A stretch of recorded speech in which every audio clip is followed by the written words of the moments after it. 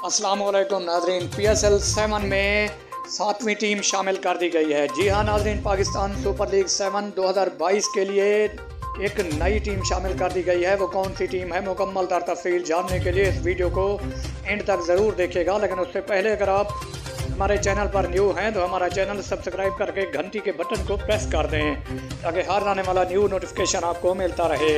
तो आपका कीमती वक्त ज़ाय के बगैर चलते हैं आज की वीडियो की तरफ और आपको बताते हैं कि पाकिस्तान सुपर लीग 7 में शामिल 6 टीमों, जिनमें लाहौर कलंदर, मुल्तान सुल्तान, पिशावर ज़ल्मी, इस्लामाबाद यूनाइटेड और क्वेटा ग्लेडिएटर शामिल हैं, उनमें 7वीं टीम शामिल कर दी गई है कश्मीर वॉरियर्स की।